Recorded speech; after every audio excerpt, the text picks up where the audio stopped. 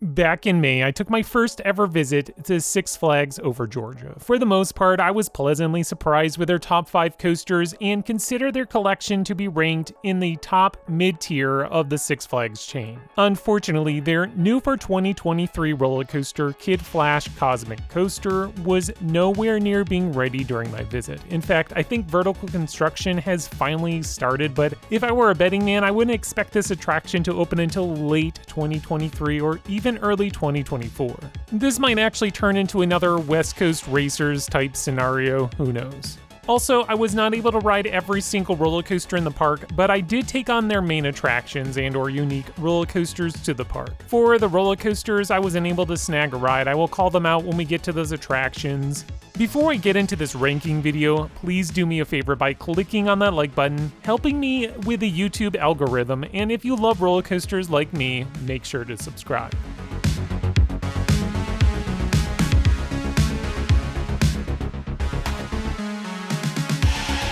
Number 12, Dahlonega Mine Train, built by Aerodynamics, opened in 1967. Of all the roller coasters I didn't get to ride, missing out on this one was rather disappointing. Granted, this looks like a very basic mine train coaster that barely breaks brisk walking speed. Nonetheless, though, it looks like a decent family coaster, an excellent stepping stone to work up to the bigger roller coasters.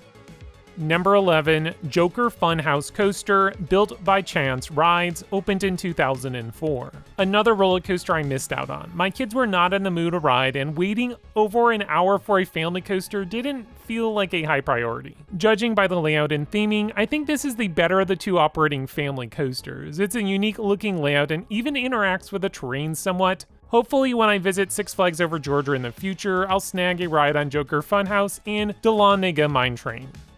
Number 10, Kid Flash Cosmic Coaster, built by Skyline Attractions, or currently being built, and possibly opening in 2023, who knows, maybe 2024. The ride hasn't even finished construction yet, but judging by the animation renderings, this family dueling roller coaster looks to have potential. I'm really excited to see this ride in action, especially at night with the LEDs in full force.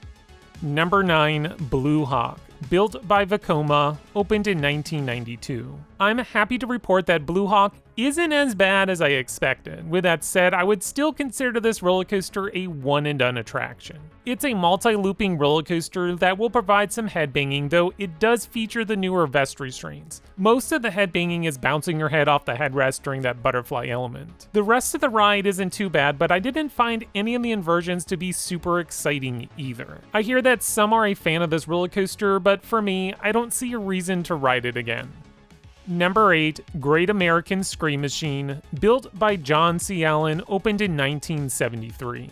Now that Georgia Cyclone was converted into a hybrid roller coaster, Great American Scream Machine is now the only operating wooden coaster at the park. From what I heard about this attraction prior to riding, I was really apprehensive if I should even put myself through that same torture. Well, thankfully this ride was nowhere near as bad as I expected. There is actually some fun airtime and the shaky jackhammering was diminished with its latest track work. Unlike Blue Hawk, where I wouldn't care to ride again, I have no problem strapping in for another second ride on Great American Scream Machine. Now, is that praise? No, but it's a decent wooden coaster that took me by surprise.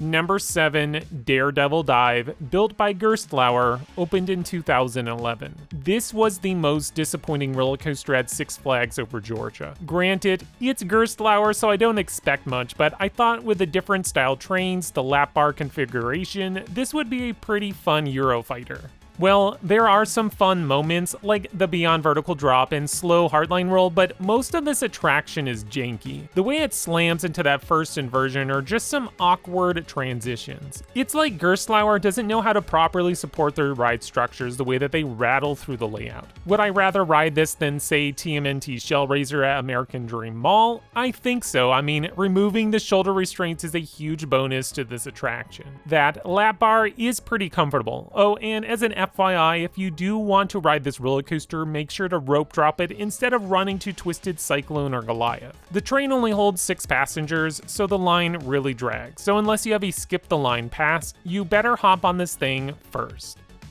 Number 6, Riddler Mindbender, built by Schwarzkopf, opened in 1978. This just might be my favorite Schwarzkopf looping roller coaster. It's not super intense, but I love how it interacts with the trees and surrounding. The coaster looks like it's part of the force, which isn't a common occurrence with steel roller coasters. There are many times where it looks or feels like you're flying through the trees or over top them. Being an older roller coaster, Mindbender has some jank to it, but it's nothing ride-killing. I have this ranked higher than Daredevil Dive because I feel this coaster has more re-rideability.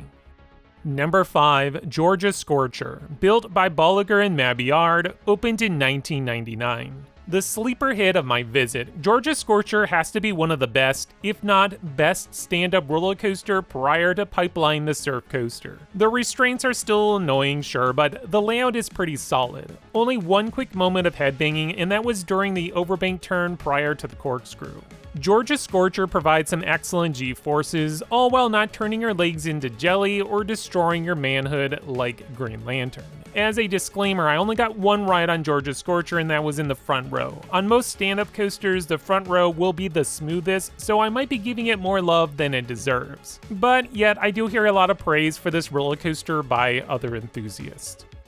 Number 4, Batman the Ride, built by B&M, opened in 1997. Another roller coaster I really wanted to ride, but since I've been on many other Batman clones across the park chain and SeaWorld, I put this near the bottom of my must-ride list during the visit. From what I hear, Batman the Ride at Six Flags Over Georgia is considered to be one of the best. It's forceful, snappy, smooth. I'm going to trust my fellow coaster nerds on this one and put Batman up in the top 5 ranking. Number 3, Superman Ultimate Flight, built by B&M, opened in 2002. Another huge disappointment. Superman Ultimate Flight was functioning with one train, and the wait for this ride was abysmal. I really wanted to ride this attraction, but with a long line and limited time in the park, I had to pass. Thankfully, I have been on the clone of Superman over at Great Adventure, and judging from that experience and looking at the better train interactions in Georgia, I give this attraction the slight edge over Batman the Ride. I'm a huge fan of the flying roller coasters by B&M, also those pretzel loops are amongst the best inversions on the planet. Depending on your taste, I'm sure that you could interplace either Superman or Batman in 3rd or 4th place, but for now I'm ranking Superman above Batman. Alright, we come to the top 2 roller coasters at Six Flags Over Georgia. I always knew that both Goliath and Twisted Cyclone would come out on top, but the real question is which one is number 1 and which one ranks in 2nd place. Number 2, Twisted Cyclone, built by Rocky Mountain Construction, opened in 2018. I was not expecting to like this roller coaster as much as I do. This RMC Hybrid is on the smaller side, basically the same height as Storm Chaser, Twisted Timbers, or Wicked Cyclone. Also, from what I could gather, this is the shortest hybrid roller coaster in operation, with only 2,400 feet of track. With that shorter track length, Twisted Cyclone flies through its layout, tossing element right after another. I can't think of a single dull moment on this ride, it's just a solid, fun attraction. In fact, call this a hot take, but I would rather ride Twisted Cyclone over Lightning Rod. My last ride on that attraction was a huge letdown. The track quality has gotten worse, the coaster is running considerably slower than it was 3 years ago, but anyways, back to Twisted Cyclone, it just keeps chugging along, providing great airtime and fun elements.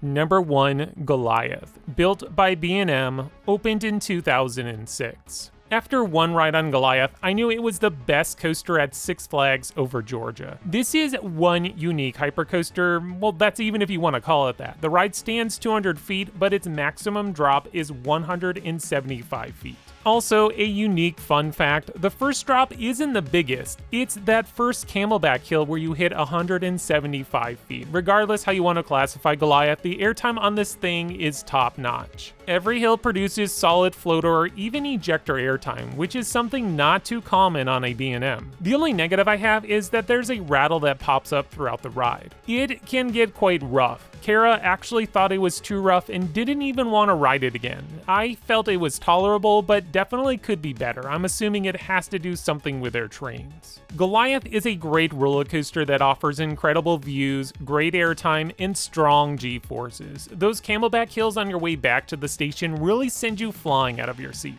Well, that's my ranking of all the roller coasters at Six Flags Over Georgia. What did you think of my ranking? Tell me your favorite coaster at the park in the comments below. Till next time, this is X Screen Thrills.